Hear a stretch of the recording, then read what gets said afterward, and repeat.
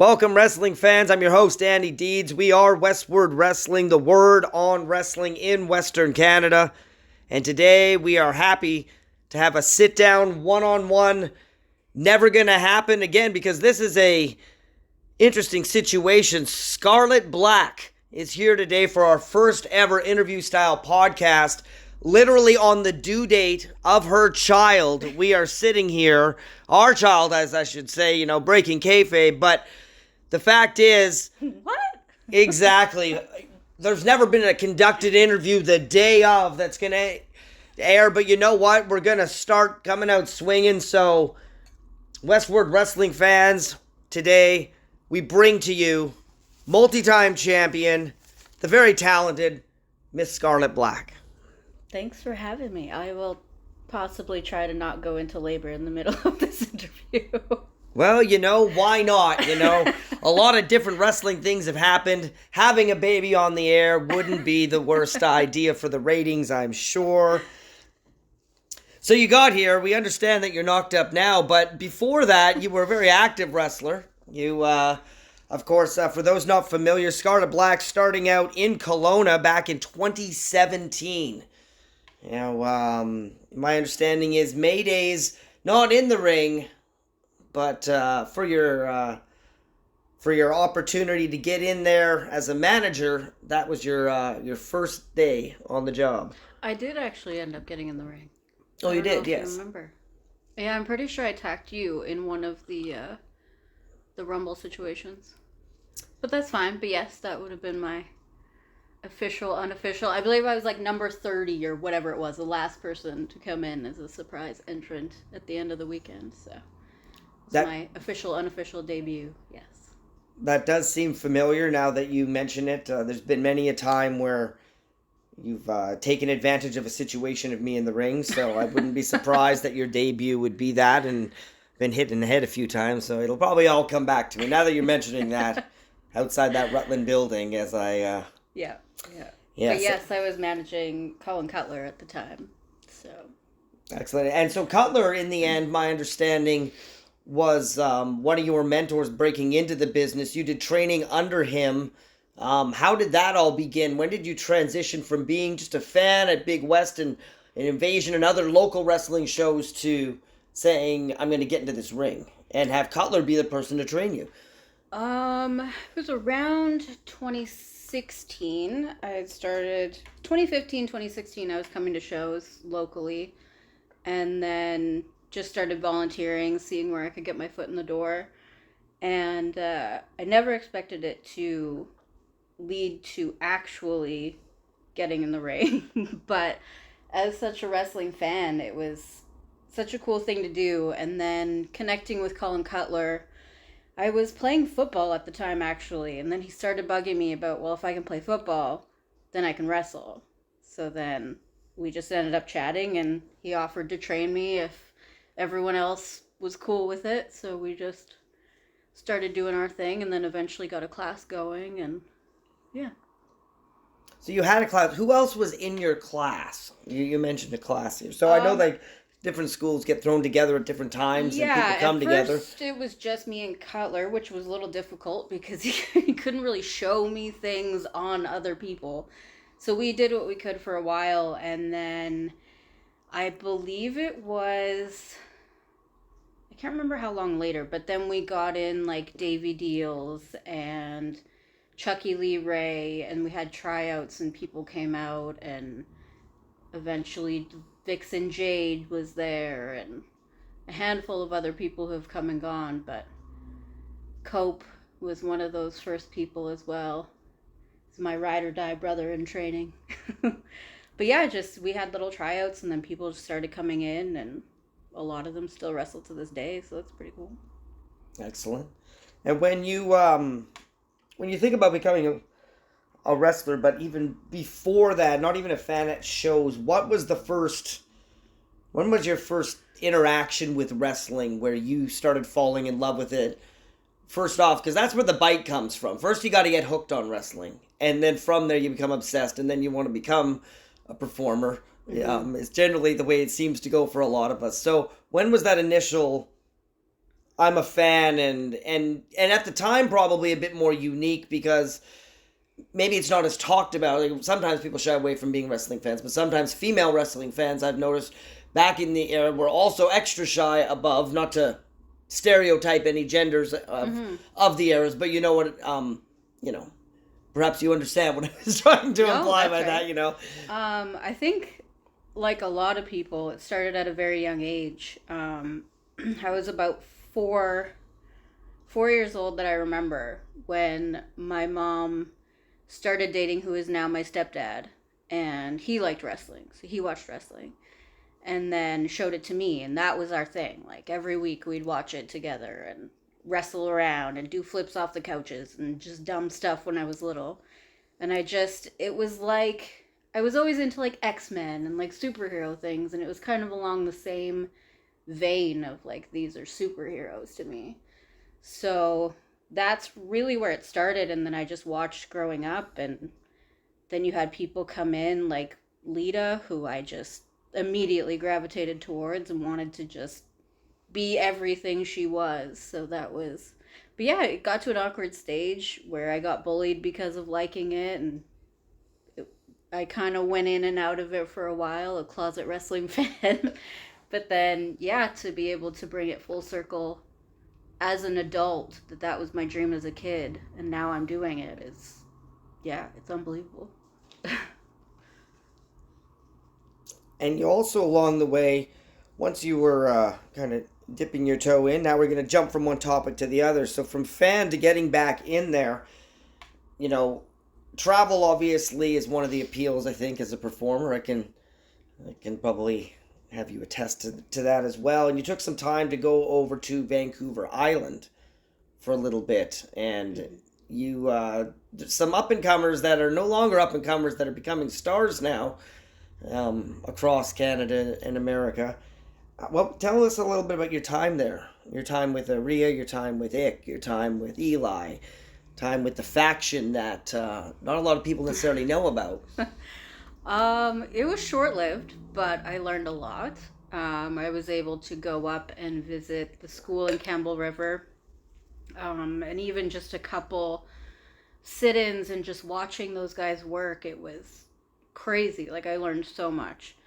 And getting to work on the island with someone as formidable as Rhea Von Slasher is just, it's invaluable. Like, she's so intimidating, but she's so caring about the business and about the people around her that she wants to do well. So that was really it was a short amount of time in my overall career, but one that was just worth its weight in gold. So hopefully that answers your question. Yeah, no, I was just curious about your time over there. VIPW 365 on the island, they're doing such great things with their overall scene. The products they're developing from their training facilities is great. There's, having so many options on the island to just absorb knowledge is great. Rhea Von Slasher is one of them. Eddie Osborne's one of them.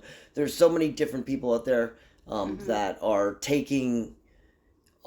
giving opportunities for the next generation to take and run with the ball, so we'll have a next generation. But it's great that you absorb. You seem like a sponge, and that's what I think a lot of people don't understand. Knowing you closer than a lot of other people, seeing you develop, because we all have our own unique stories. Some people went to quote-unquote training facilities. Some people were privately developed by people. Some people just arrived in the business and we don't even know how to, and they're just going with it, and based on popularity they're still kind of around.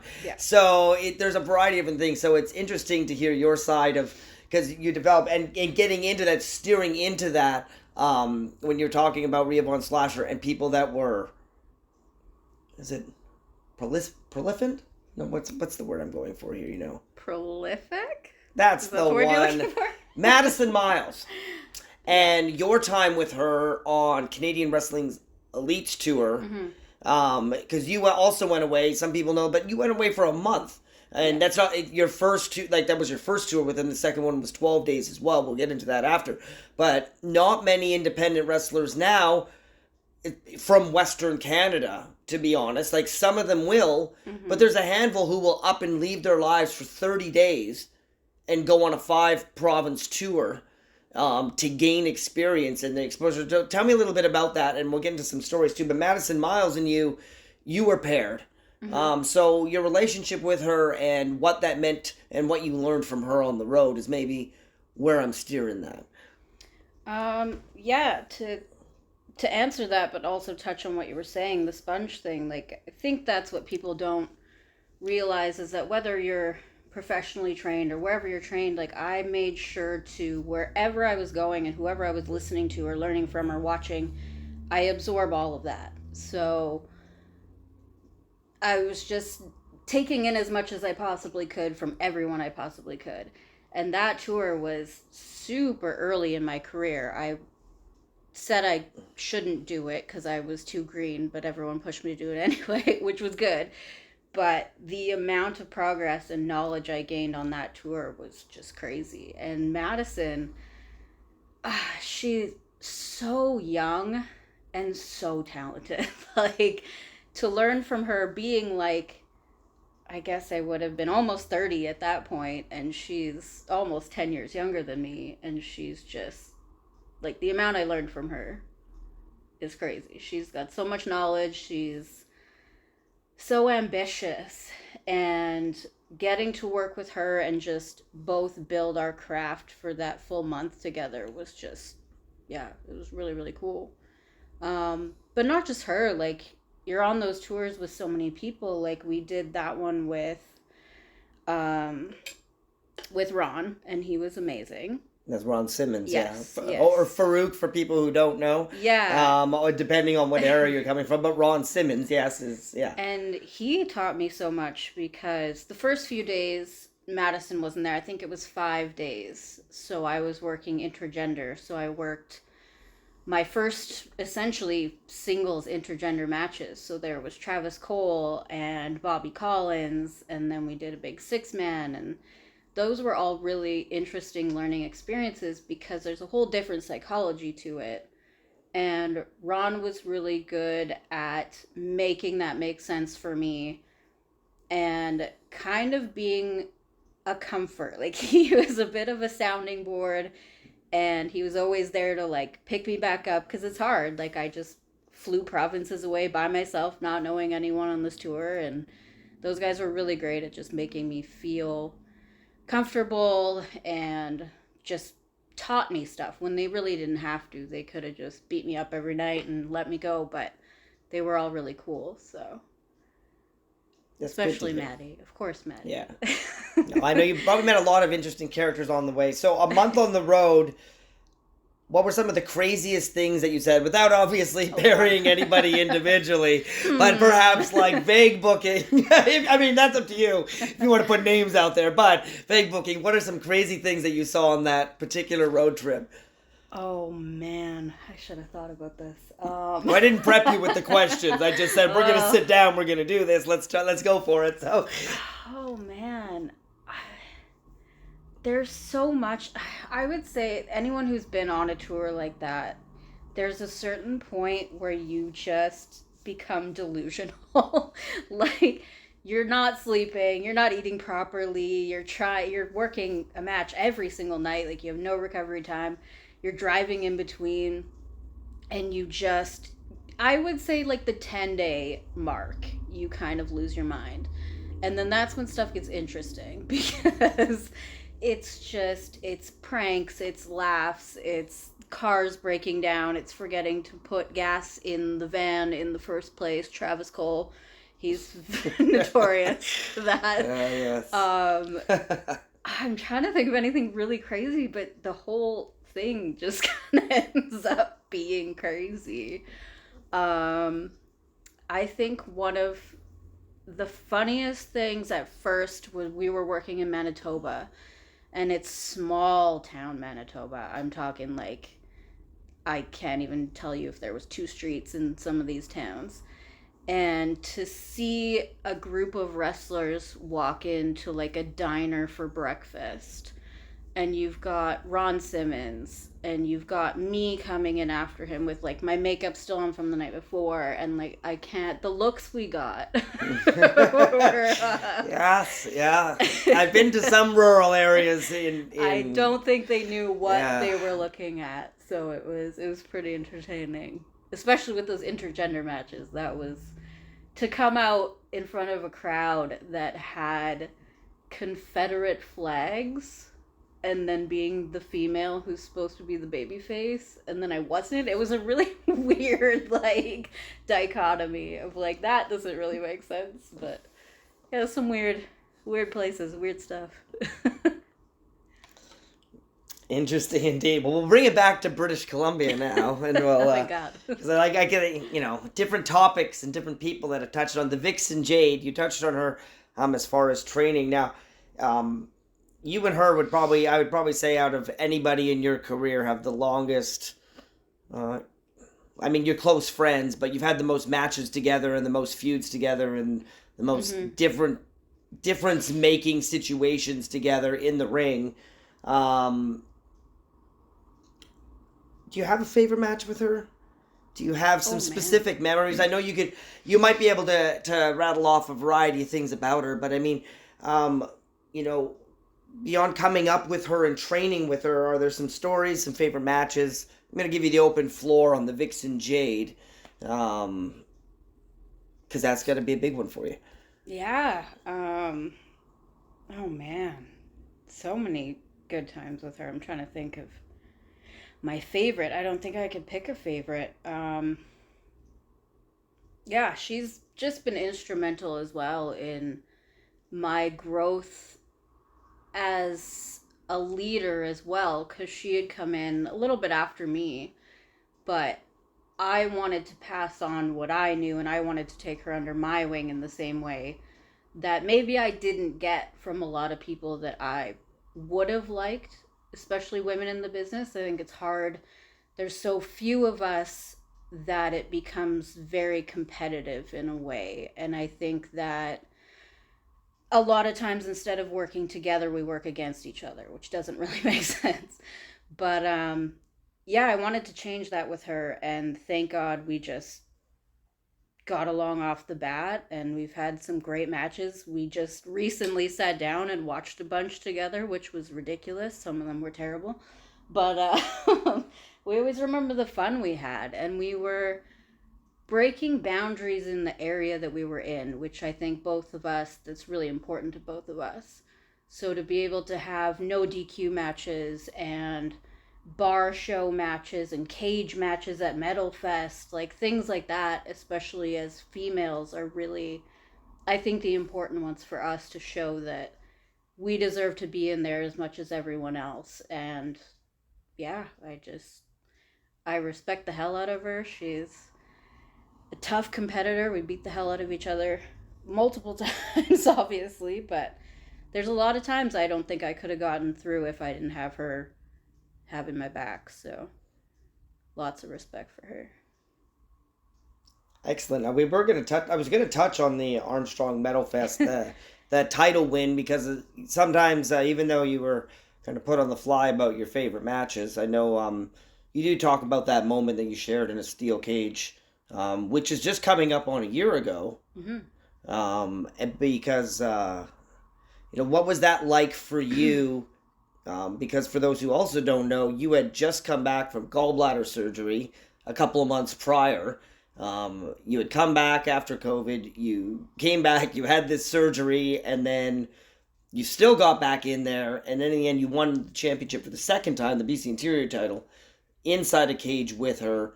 What was that moment like for you? Kind of full circle again. It was my first cage match ever, so that was cool in itself, but just the whole day just had that vibe of just big match feels. Like, you knew it was going to be something spectacular no matter what you did. So that was really cool to be able to do that with her, and to be able to even come back, like you said, after surgery, after multiple things. Like I wasn't sure I was going to. And then that match just refueled me in the sense that yes, like I do belong here. We are supposed to be doing this, and I know she was kind of rocky at that stage of she was going to continue or not, and we're both, she's killing it right now. So I think that's the benefit of her and that match was we just keep propelling each other and inspiring each other to do those things. And that match was a big turning point to get back into it again. Excellent. Well, I like that. I like hearing positive things. I like hearing happy Positivity. things. Positive things in wrestling? Who knew? I know. Sometimes that's the hard struggle is that you caught me on a good day. Yeah, that's pretty much the way it goes, too. Well, do you want to shift things into, it's not a compliment sandwich, but I guess we got to throw in some, controversy. So, and some good things. Pacific Pro Wrestling Canada. So just before the pandemic hit, you had about a year to also run a company. What was that like from your perspective where your toes were into it, and what was that difference for you? Did anything change in that year? Unfortunately, that got closed down like soon as COVID hit. It was like, meh, wrestling. There was a few promotions that managed to get in there and have some fun during COVID and follow the guidelines and did the things, but COVID kind of ended the world for a little bit there. So, but what was your experience like from the promotional standpoint? A lot of people aren't aware of necessarily that you were even had hands in that particular pie. I think that was almost beneficial in a way because to be almost a silent partner and a silent booker probably was easier in that sense. I think sometimes it's really hard to get respect in this business, especially if people already have their own opinions of you or their own whatever they think you are or who you are or how you've come up in the business. So I think just being able to be behind the scenes while giving my creative input and having that input actually be valued was again another really valuable learning experience, because you can go out there, you can work a match, you can do all the things, but until you see it from each point of view of how a show runs, I think you can't really grasp the full experience of the business.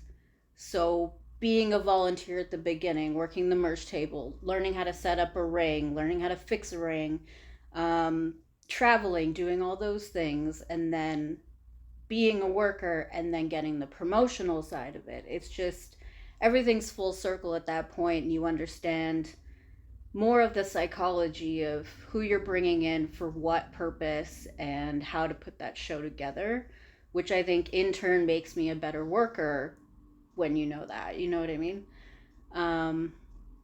It was difficult. It's hard to run a promotion without politics, because there's always politics in wrestling. So that was a challenge, but at the end of the day, you're a professional and you do what needs to be done for the company. And it sucked that COVID kind of stopped us right out the gates, but I think it was a really good thing, and we put together a lot of people that normally wouldn't have been put together, and that was the ultimate goal. So yeah, it was a good learning experience like everything else.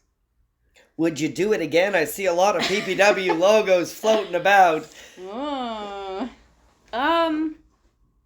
Yeah, I don't see why not. I mean, it's fun. It adds a whole new level of stress to everything, but at the end of the day, it's rewarding. So, I mean, I think as wrestlers, we always are going to try to have our foot in the door somehow. So, if that's what it is, then we'll see what happens.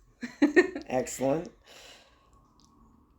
So since we're still on COVID, we'll get the rest of the bad out of the way as best we can here, and then we'll head towards wrapping things up. So COVID changed the landscape for a lot of people, but it also changed the entertainment landscape, especially on the independent scene. And speaking out became a thing. Mm-hmm. And and human decency and respect for one another should, of course, have always been a thing.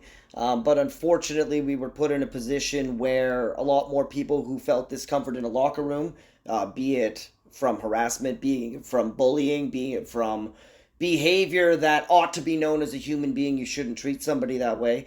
And a lot of that had a lot of detrimental effects. So, unfortunately, for a variety of people, and a lot of fallout, and a lot of people having to take accountability for their actions. Mm-hmm. And but for you personally, because as you mentioned, there aren't a lot of females in the business, or gender neutral people in the business for that matter either. And did you run yourself into any experiences, not throwing names under the bus, or is there something on the general topic that you want to have the floor for to say, because you're one of the few who might not have said anything and not more on social media slanging names and doing those things. I know you keep your business tight and private, but I mean, is there anything you want to use this platform for to say, or is that a topic that there is? I'm putting you on the spot, and that's not a comfortable thing. But hey, you know what I mean? I think overall, when the speaking out movement and Me Too movement first started, it was necessary. I think it got taken a different route that made it less, what's the word I'm looking for?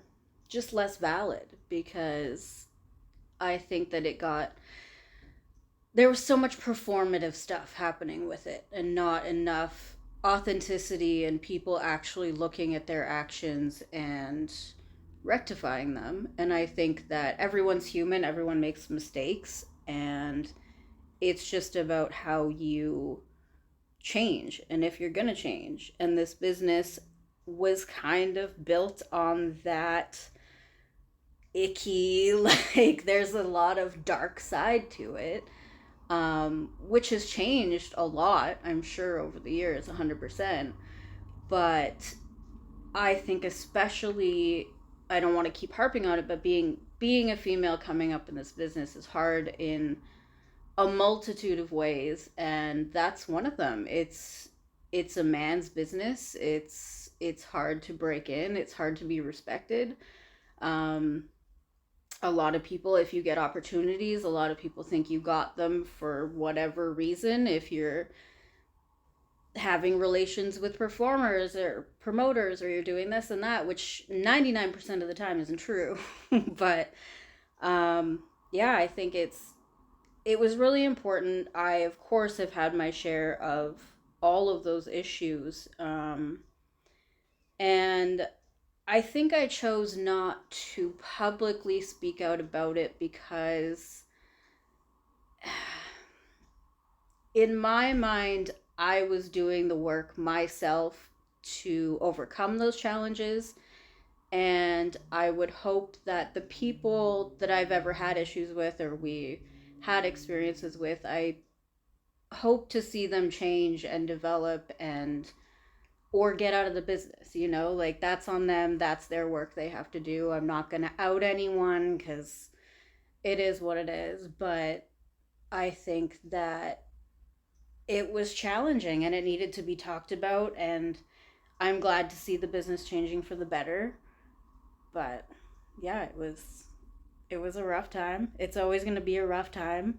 We are objectified and sexualized as it is, so it's always going to be a thing that's there. But I was very lucky to come up with the people that I did, like those guys I was saying that I trained with. Like, I was so lucky to have them in my corner, and they respect me and they treat me just like anyone else. So having good people kind of outweighed the bad, if that that makes sense. And we just try to keep it that way now, so yeah, I've noticed that myself, being in a lot of locker rooms coming back, that there seems to be a general respect. I mean, I've been there and I've seen things that have happened that shouldn't happen, and mm-hmm. The question is always, are we just as guilty being in a locker room and not standing up and getting into these confrontations with people in an era from old, And or that's the not, thing. right? And where Yeah. do people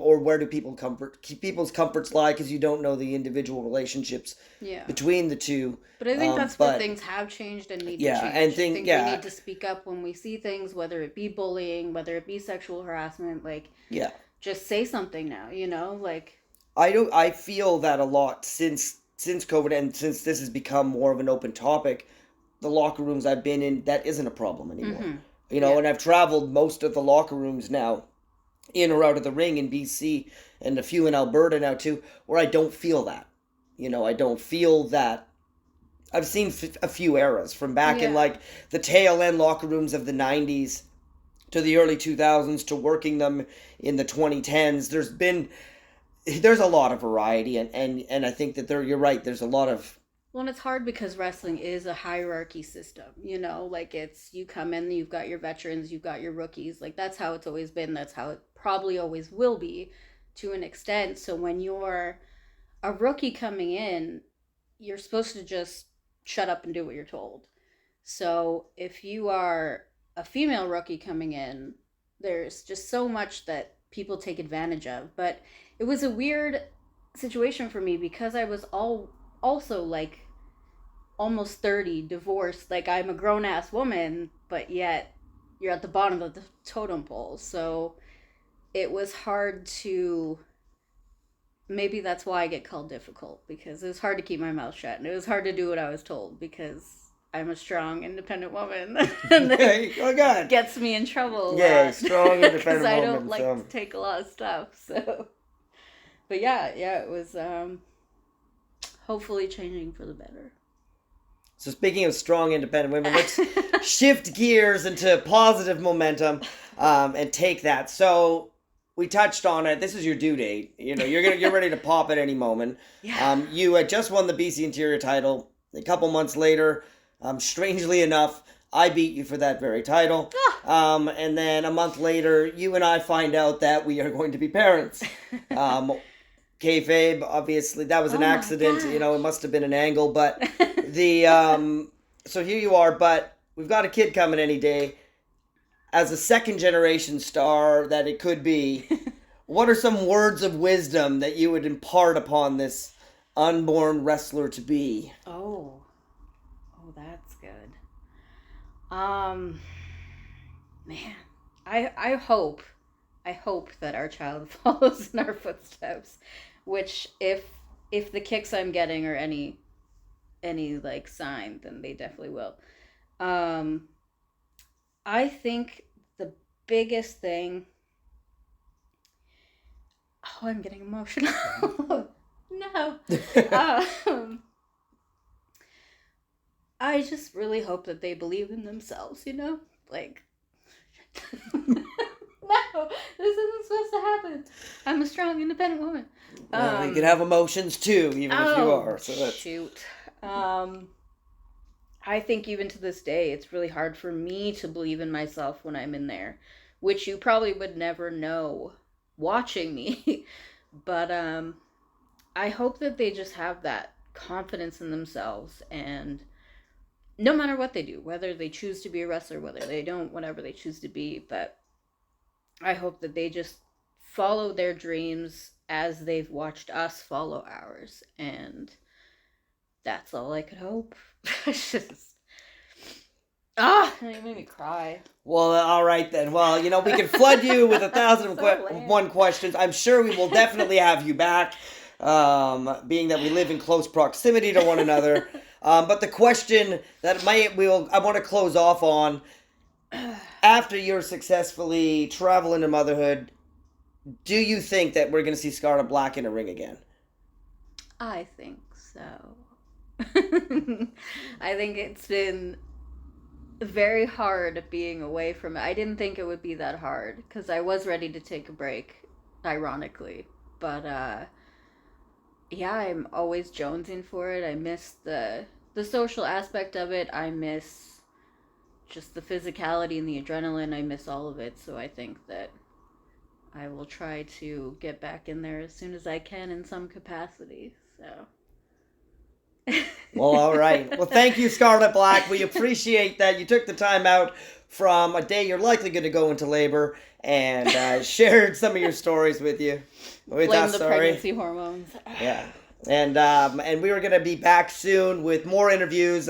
Stay tuned on Sunday, of course, for informative stuff at WestWord Wrestling on Instagram and on Facebook, and at WestWord Wrestle on Twitter. And we appreciate you again coming out. And thanks for being here. Thanks for having me. And until then, take care of yourselves and each other. Beating the fire that's taking me higher, coming like a cannonball.